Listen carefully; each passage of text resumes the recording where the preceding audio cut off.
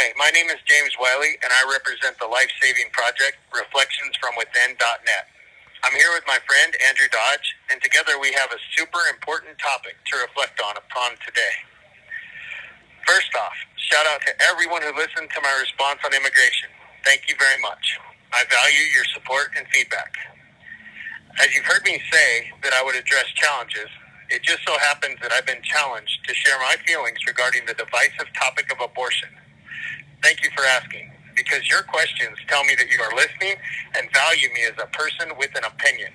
You are all much appreciated. I hope that my response inspires people to profoundly reflect on diverse concepts and consider possibilities of finding winning solutions to the question of abortion rights.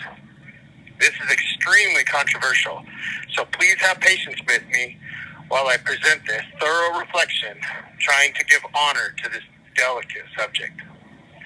Abortion, as I understand it, is the termination of a pregnancy. Abortions are performed for various reasons: preserving the mother's health, preventing the possibility of severe abnormalities, and or personal, social, or economic reasons. The idea of abortion is nuclear. Nuclear ideas are dangerous, and I pause to ask why I would share my reflections on abortion and empower people to attack me for voicing my mind. This is not an innovative topic. It's a scary topic. This one might hurt. Well, here's the deal. My goal for this project, reflectionsfromwithin.net, is to save lives. So scary or not, fear must be faced. If I can affect change and help one person out there, then I'm achieving my goals, and it will be worth it. So people, please buckle up, because I'm about to navigate the minefield of one of the most personal values we face, the value of life. Some of you are about to be really angry with me, and some will be happy. Regardless of potential fallout from my opinion, I embrace your questions concerning my feelings on abortion. The idea of life and exterminating life is extremely personal to me. It just so happens that the question of abortion intersects with me directly, because aborting a fetus is taking life.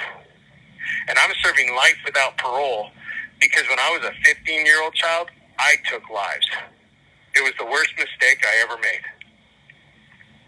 Since then, I have studied every nuance I could grasp in order to understand how I learned ideas, where I learned concepts, and how my choices led to other choices.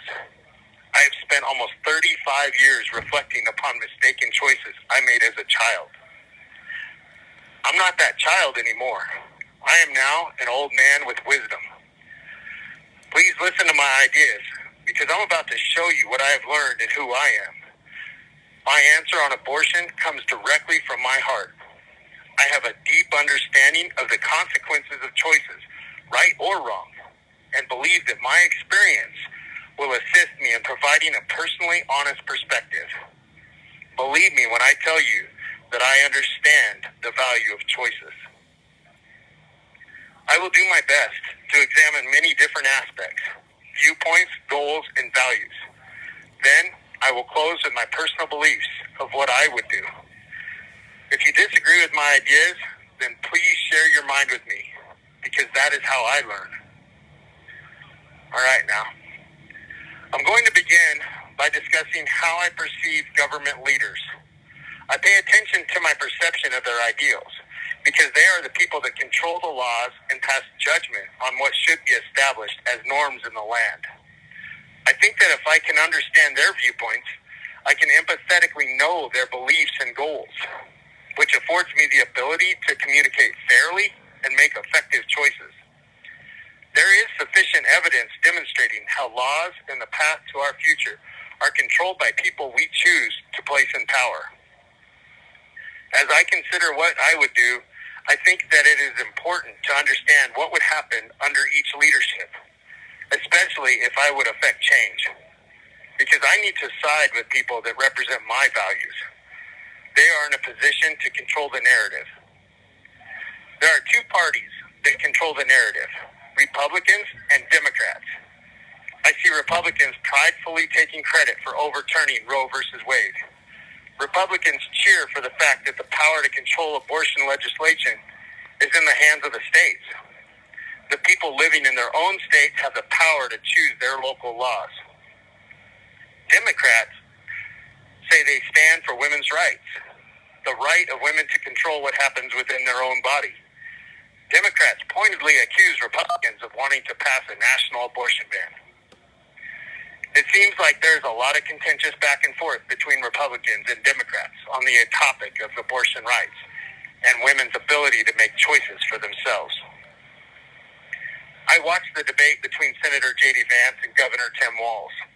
Regarding abortion, J.D. Vance illuminated a law that Governor Walz signed in his state of Minnesota.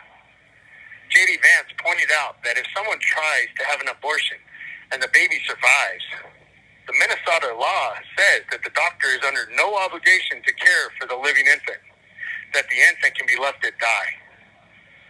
Governor Walz said that's not the law in Minnesota.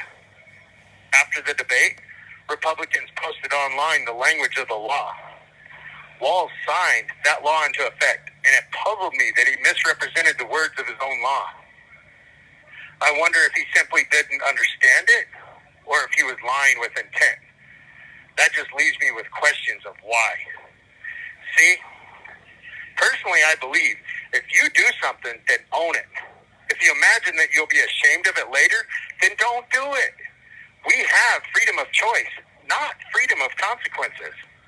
Make choices today that you can be proud of tomorrow. Why live in fear when you can live free? I digress. The argument involved the law of only one state in this great nation.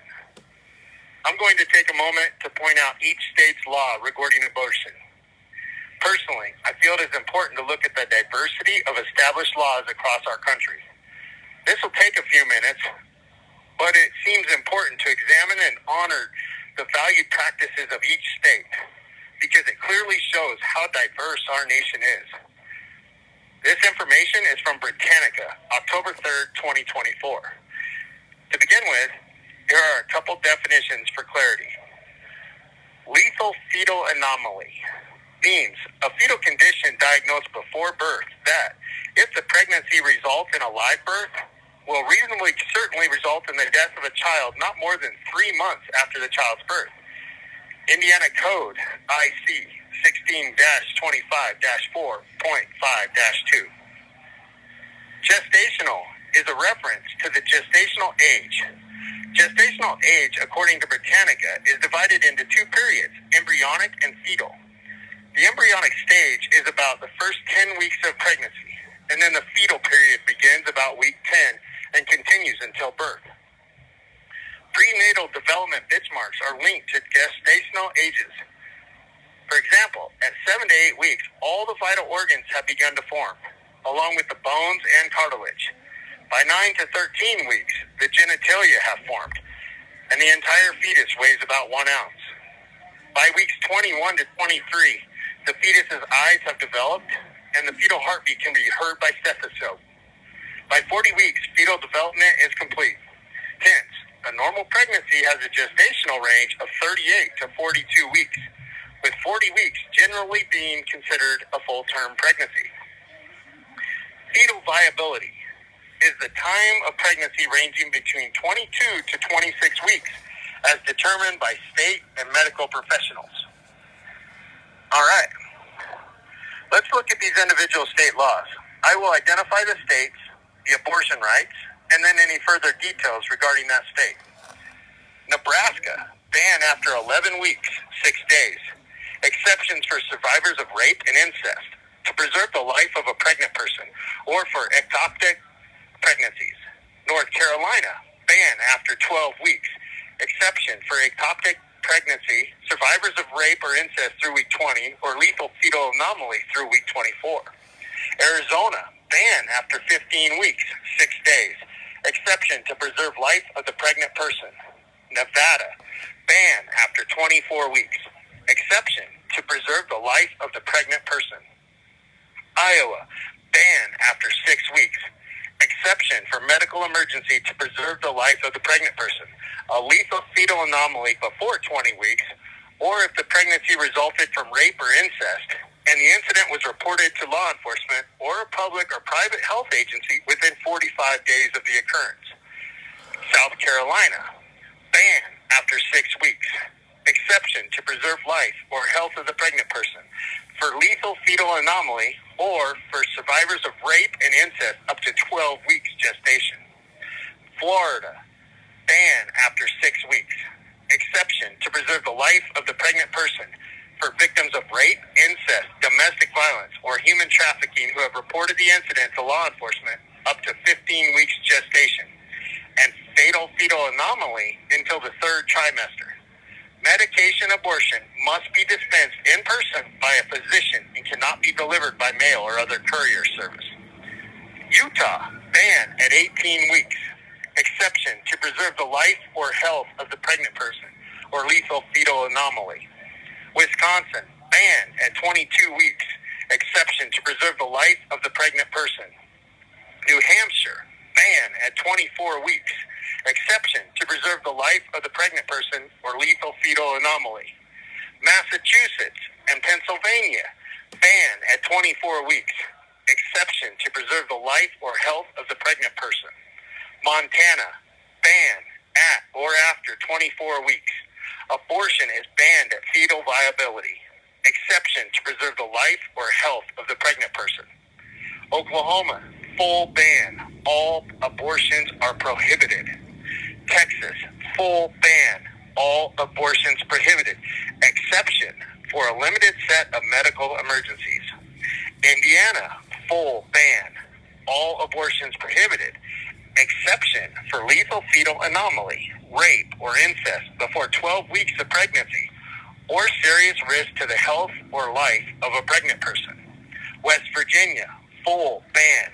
All abortions prohibited. Exception for non-medically viable fetus, ectopic pregnancy, medical emergency, or for survivors of rape and incest up to 8 to 14 weeks gestation who have reported the incident to law enforcement.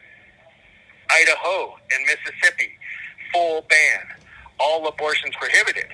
Exception for survivors of rape and incest who have reported the incident to law enforcement or to preserve the life of the pregnant person. North Dakota, full ban. All abortions prohibited. Exception to preserve life or health of the pregnant person or survivors of rape and incest up to 6 weeks gestation. Louisiana, full ban. All abortions prohibited.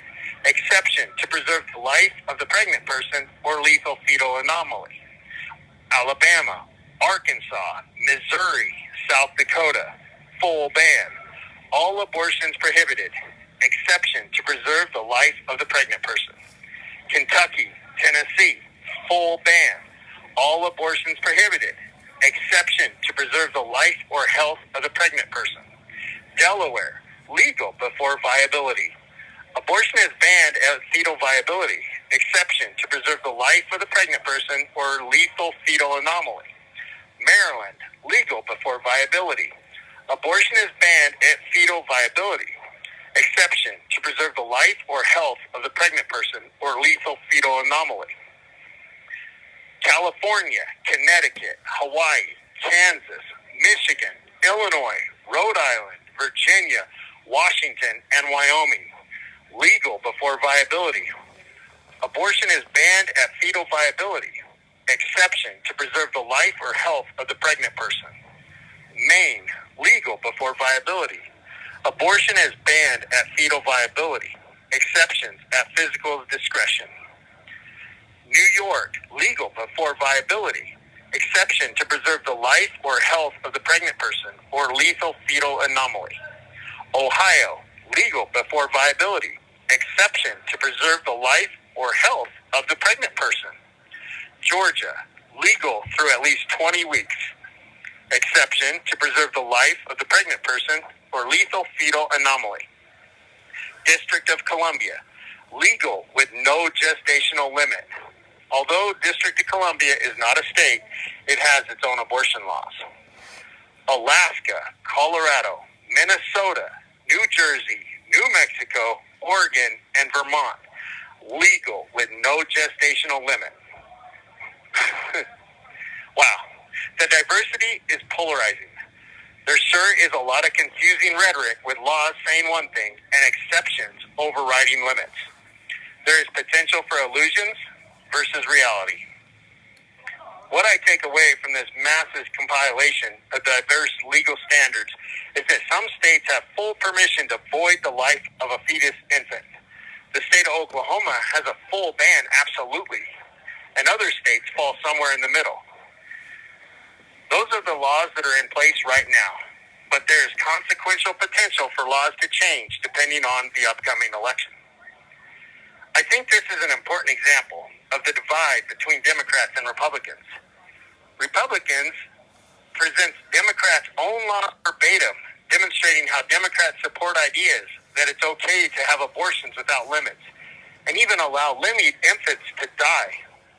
Democrats scream that those are lies and misinformation, while they point their fingers at Republicans, saying that Republicans are going to pass a national abortion ban.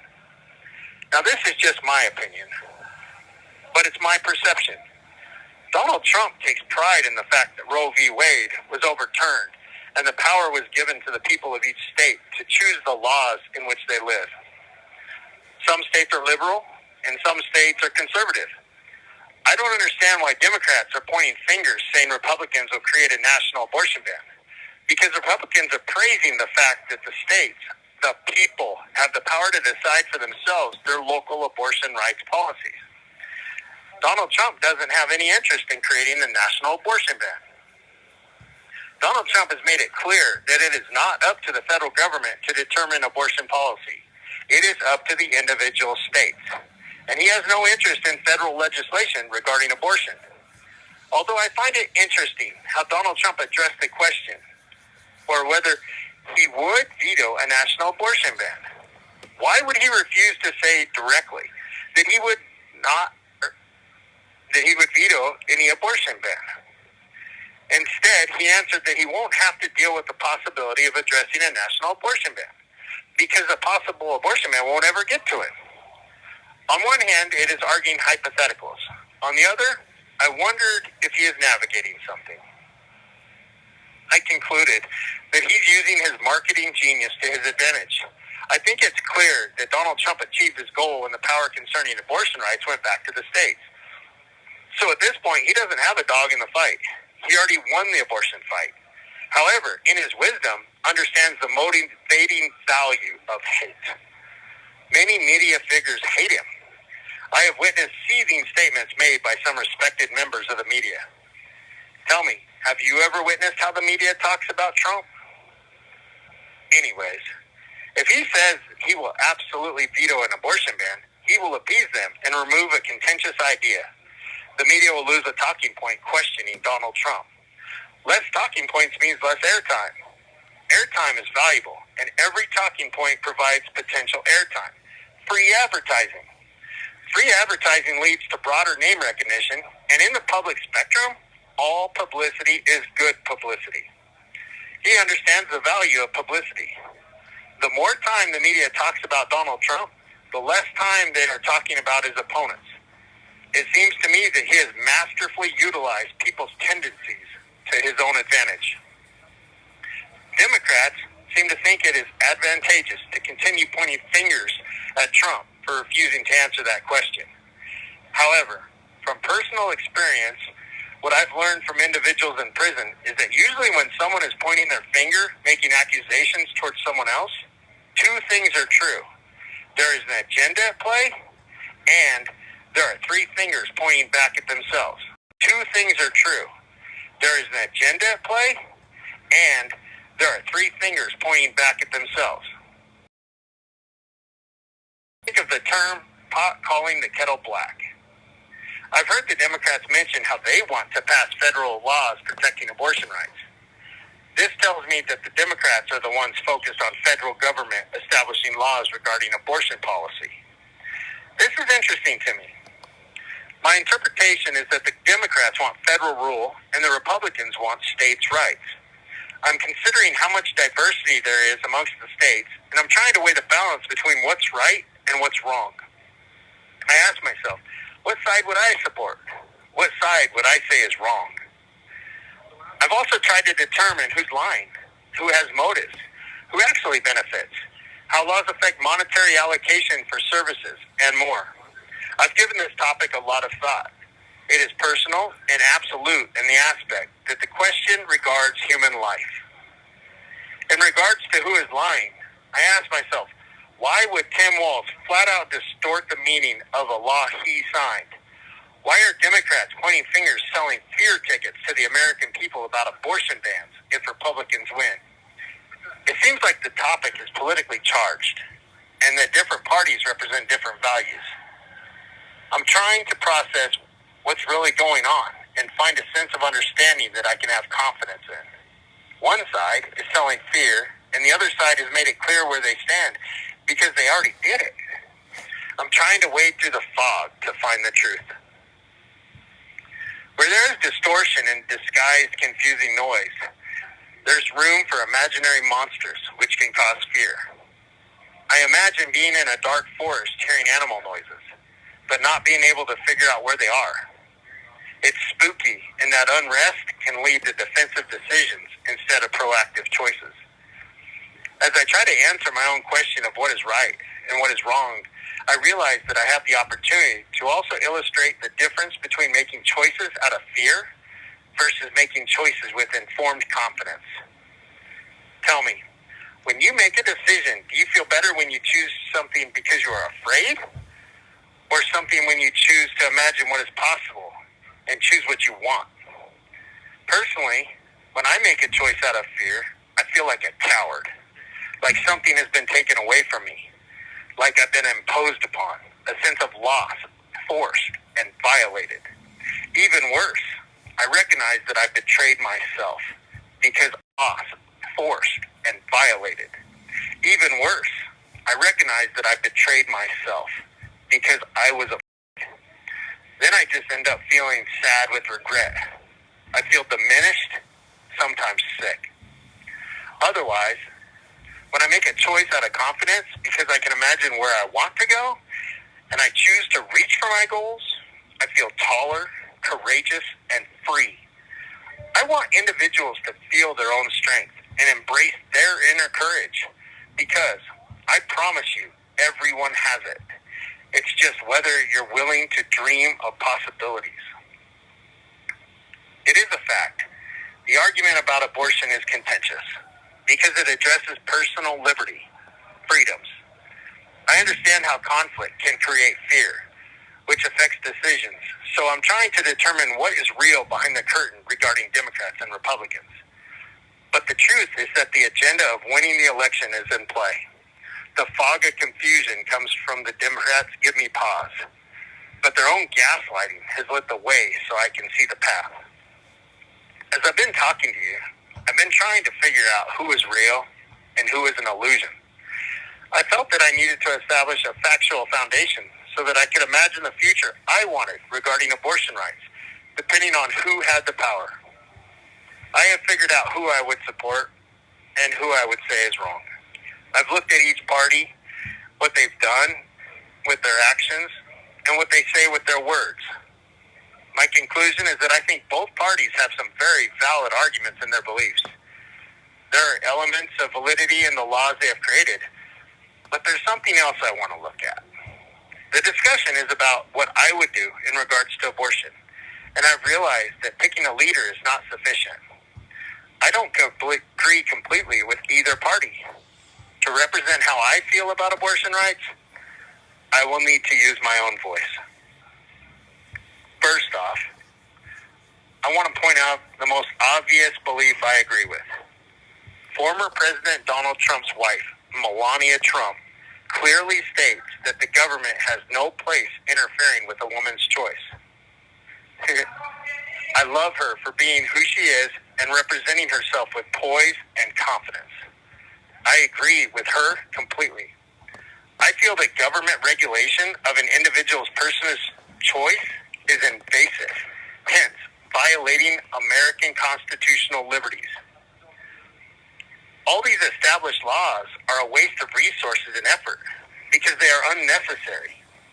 I feel that the government trying to impose choice restrictions upon an individual's personal body is unconstitutional.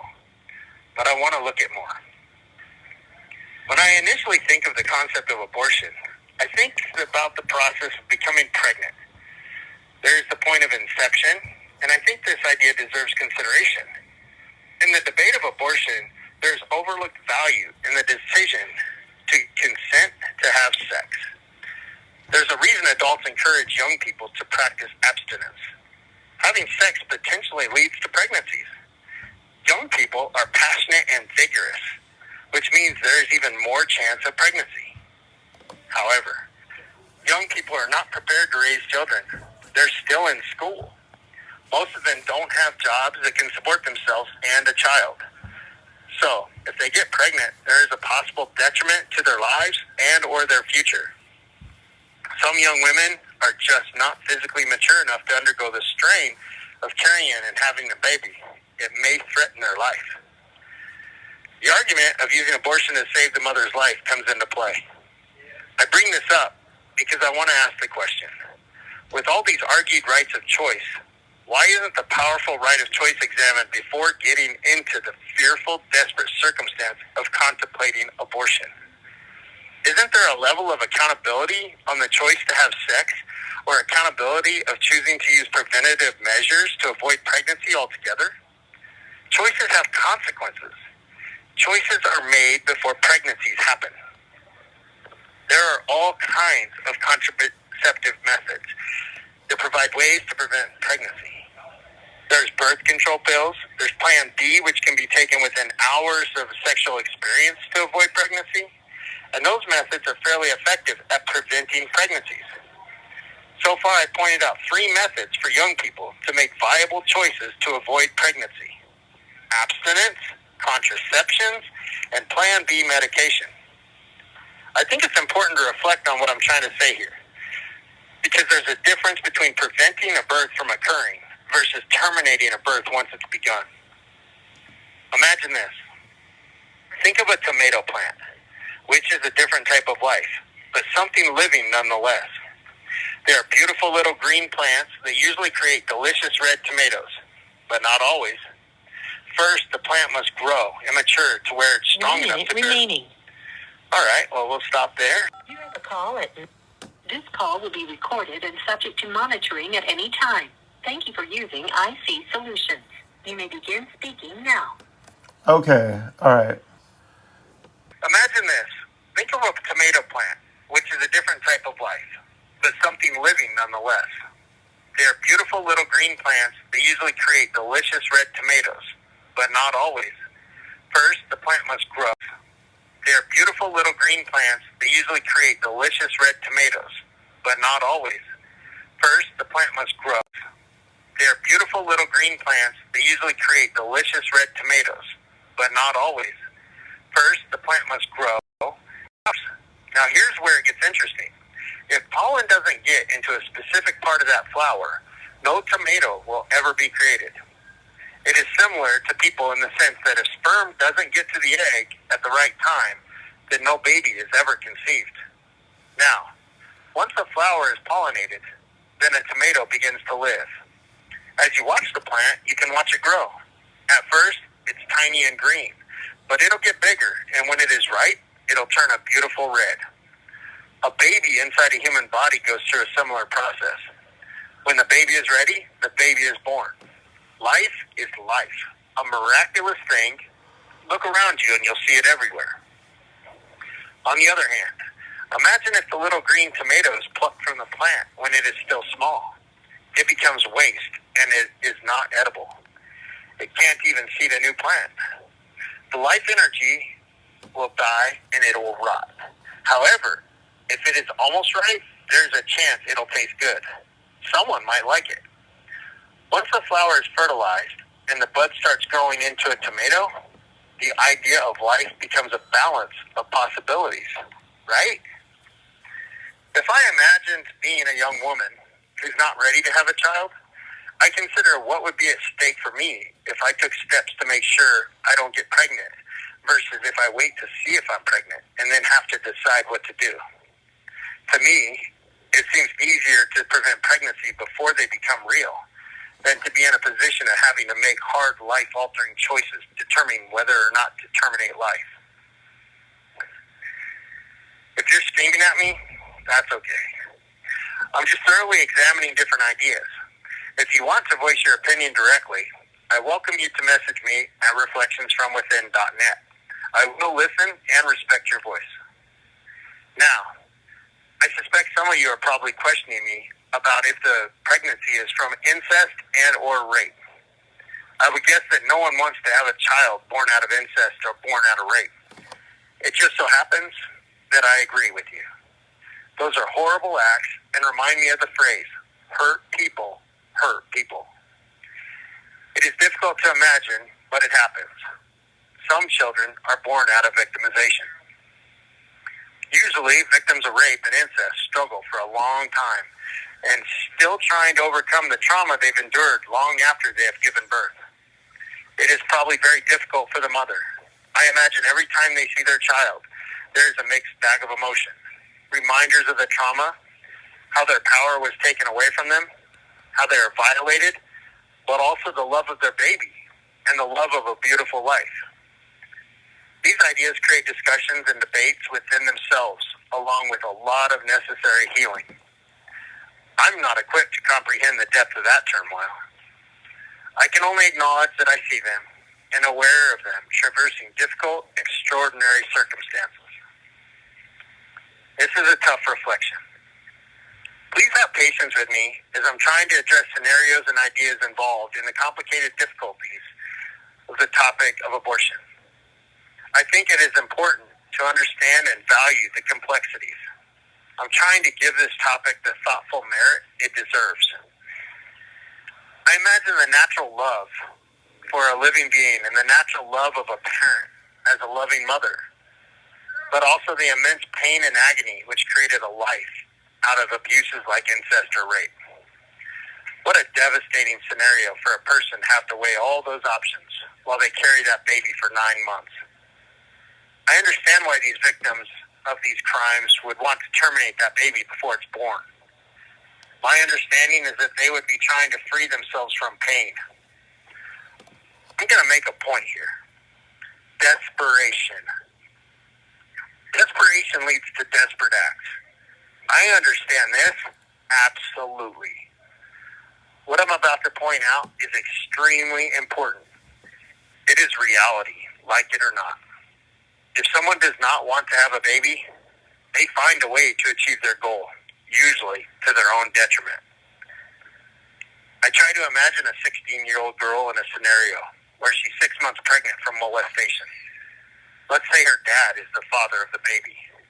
Considering that it's an incestuous baby, there's a high likelihood that there'll be complications and deformities. At 16, she may be facing difficulty taking care of a baby. I guess the question is, what is the right thing to do, and who has the right to make that decision? This is what I think in this scenario. I think the 16-year-old girl is scared and may feel ashamed of being judged. I would suspect a lot of emotions pulling her in different directions as she tries to balance love, loyalty, and acceptance. I suspect that when she probably has tons of questions of how she would even care for a baby when she can't even protect herself from someone like her dad. There's also the possibility of her considering that her baby may be something she can focus on that gives her hope. To be honest, I can only imagine what might be going through her mind. When it comes to what is the right thing to do, I know this much, that the girl has the power to make a choice whether doctors are involved or not, whether laws exist or not. She has the ability to throw herself downstairs, drink insane amounts of alcohol, take pills, starve herself, poison herself, or other destructive acts. She has the ability to hurt herself so severely that it'll cause the baby to die. Like I said, desperation. I want people to understand one fact clearly. She has the ability to make a choice and to carry out what she chooses for herself. If she is desperate, there is likelihood that her behavior will be desperate.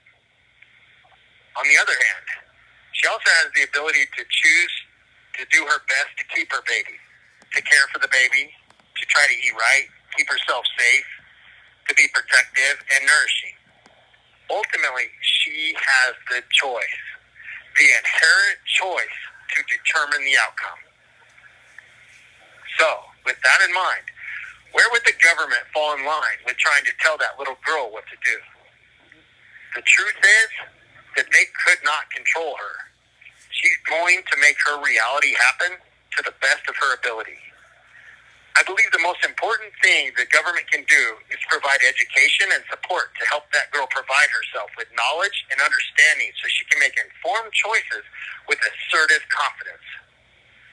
She needs to know that people are going to support her decisions, to empower her to know what she is facing and the consequences of her choices, as well as the fact that her choices will be accepted because her choices are her voice. She is entitled to freedom of speech in the United States. She needs to be able to make decisions out of a position of strength, not out of desperation. I think doctors should respect her choice. I think the government should respect her choice. I also think that if she wants to have the baby, give it up for adoption, or needs assistance, that resources should be available to empower her to achieve her vision. It reminds me of the phrase, it takes a village. I absolutely feel that if this scenario is being looked at, I wonder if the father was held accountable for his actions. That's a terrible thing to do to a young woman, and he should definitely be facing a criminal penalty. She should be reassured that she will be safe and kept safe, that he will no longer be allowed the opportunity to hurt her. Let's look at another scenario. Let's imagine a woman who took an abortion pill, and it caused complications and her health is in jeopardy. Now, this is just my opinion, but I feel that if anyone's health is in jeopardy in this country, the United States of America, whether they have health insurance or not, whether it's a confusing predicament or not, they should be able to enter an emergency room and receive care that will preserve their life. I believe there should be no exceptions to this. Emergency health care should be an absolute right in America. Now, here's a third scenario. I'd like to address a woman that has had abortion. Now, here's a third scenario. I'd like to address a woman that has had abortion in the 9th month. Some states allow this. I'm going to be honest with you. At that point of a pregnancy, whether that baby is within the womb or out in the air, in my opinion, it is flat out murder. But as long as that baby is inside that woman's body, the baby remains a part of herself that she has liberty over. Although, I'd be willing to bet that if a doctor pulled an 8.5-month fetus out of a woman, that the baby would cry. This is important because that crying baby is no longer attached to her. It's not a part of her. It is its own living being. Some states have laws on the books saying that the doctor is not obligated to provide care for that aborted crying fetus. I understand the abortion if that fetus is inside the womb. But once it is out, and if it's alive, then it is an independent living being. To me, if a witness is capable of providing life-saving care for that infant and chooses to refuse care, they are complicit in murder. Think of this. Any person out there who is certified in CPR understands this. Because in getting certified, they are taught that with skill comes responsibility. If they witness someone in need of help and they ignore the situation, they are potentially criminally responsible. Doctors give a Hippocratic pledge upon graduating. According to Britannica, some of the Hippocratic oath consists of, quote, the physician pledges to prescribe only beneficial treatments, according to his abilities and judgment, to refrain from causing harm or hurt, unquote. Considering the doctor's vows, I imagine the abortion issue raises difficult quandaries. Consider an alternative scenario. What if this is just a pet? Let's say a puppy. So you're walking along and you see a puppy in the middle of the street. You notice that it's tied to something and it can't move. It's helpless. You look to the right and see traffic coming. The traffic is far enough away that if you wanted, you could safely go out there and free the little puppy. This is where you have a choice. Would you say it's right to stand there watching the car coming without intervening, thus allowing the car to annihilate the innocent, helpless puppy? Or would you say it's right to free the puppy from its binding so that it'll be safe from the approaching car? What would you do? There's actually more to consider, because not only are you faced with the idea of whether or not you should free the puppy or let the puppy die, you got to think someone tied that puppy in a position to be killed by traffic. Someone else made the choice to kill the puppy, and then you're faced with the choice to save it or let it die. It's emotionally disturbing, isn't it? I guess that's why abortion argument becomes so heated.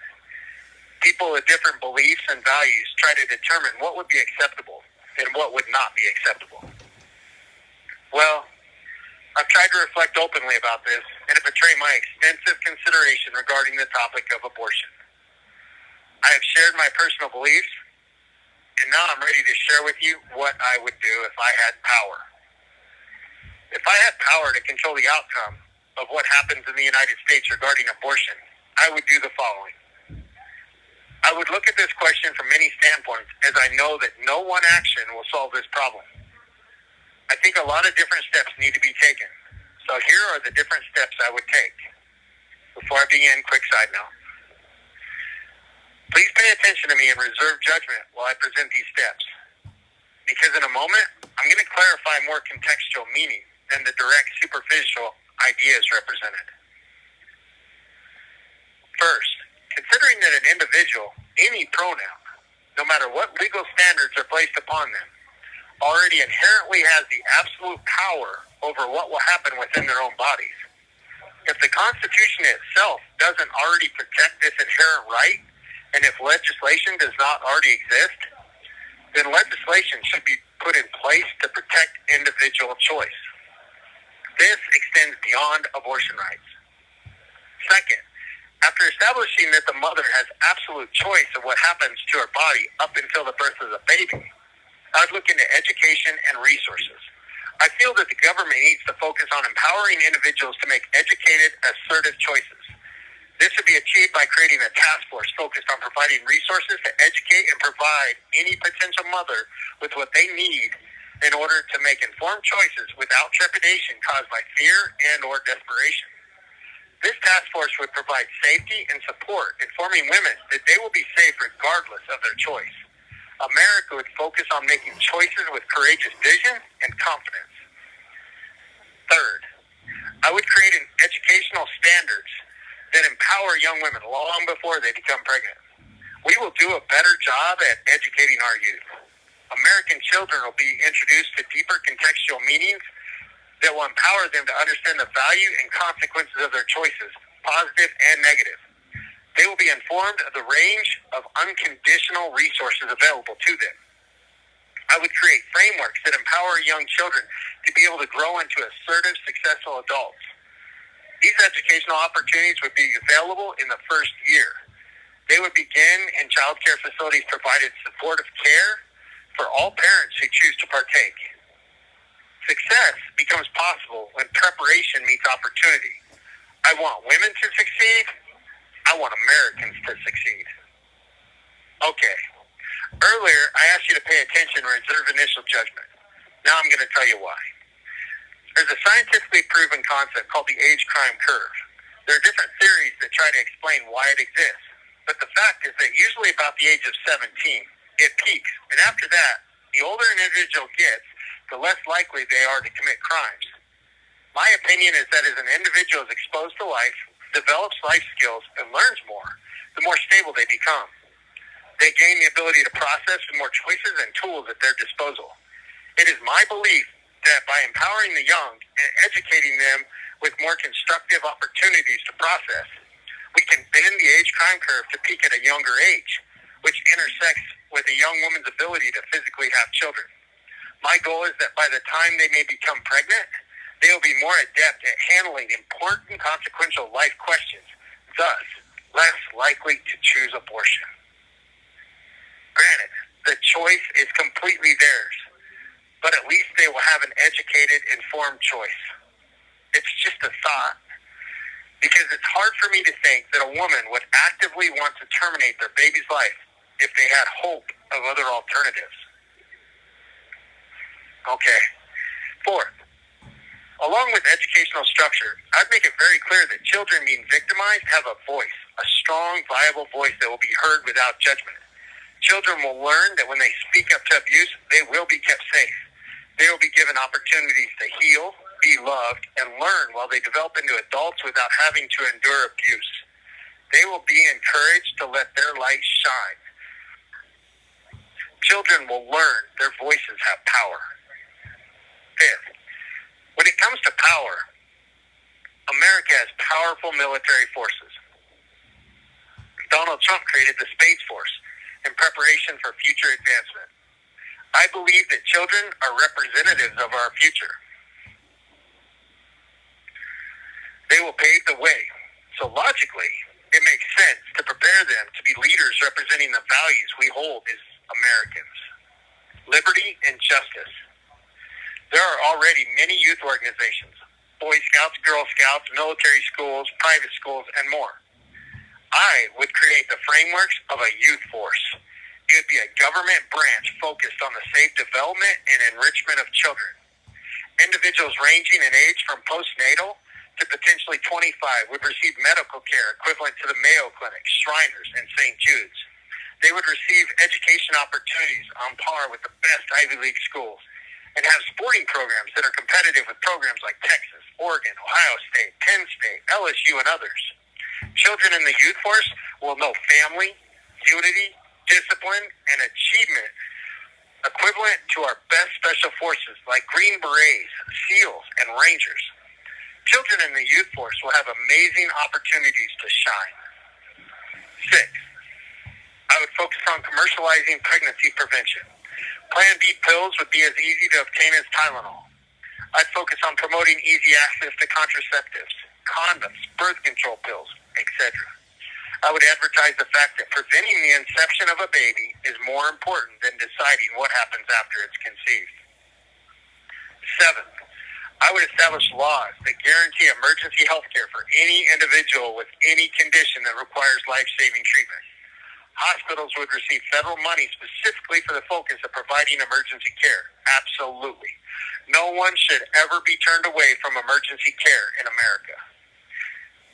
And 8, the question of if a woman has a late-term abortion and the baby survives the abortion process, what would happen?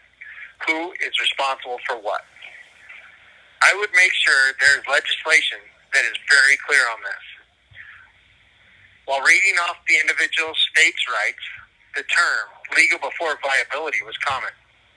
I want to address that period when a fetus reaches the viable point of life where there is a chance it can survive as its own living being. If a woman chooses to abort her fetus, kill the life inside her, the government will honor her decision to remove the fetus from her body, although she will forfeit any claim upon the infant once that fetus exits her body. By choosing abortion, she has willfully abandoned any maternal authority over that fetus. I say this because the fetus inside her is a physical part of her, so she has liberty over herself. However, once that aborted baby is disconnected from the mother, it becomes its own living being, alive or dead. At that point, the infant is an American citizen. Unfortunately, a motherless American citizen, but still deserving all the care of any living American. Doctors won't have to potentially question an essential part of their code of ethics, do no harm. And since the mother has forfeited any rights to the newborn, doctors are empowered to make their own choices, providing care in the best interest of the newborn living being. The focus of abortions will be preserving life. Just because a woman gives up her gifted ability to carry life doesn't mean that America needs to give up on that life. American doctors are amazing, and they have scientific, technological blessings enabling them to preserve life. Every individual in America deserves life-saving care, which means so does that baby. There should never be a reason to undermine a doctor's oath of practice. I will make sure the doctors have the resources at their disposal to do what is needed to care for that baby. Granted, the baby will probably end up being adopted or in an orphanage or other care structure, but I would ensure that the baby has every opportunity afforded to them to grow into an empowered American citizen with dignity and respect. The youth force previously mentioned will have facilities specifically designed for caring for early births and motherless infants. That is why I said postnatal for age in the youth force. Abortions will be focused on preserving life, not terminating life. It is one thing for a woman to decide to abandon her fetus. It is another for the government to focus on preserving the life of an American. With this, America honors a woman by upholding her rights to liberty and also affords the American liberties of a potential newborn. An opportunity for a win-win solution to a potentially tragic situation. Well, people, you asked, and I hope I've answered you to your satisfaction regarding my thoughts and what I would do to address abortion rights in America. If you feel I totally missed the mark, please give me your opinion at reflectionsfromwithin.net. Because if you don't tell me, then I won't know. It is from listening to people that I learn and am able to continue the conversation. Please, let me know your thoughts. Thank you for listening to me. Now dream big and do great. Let your light shine and may you find success in all you set out to achieve. Sincerely, I am James Wiley.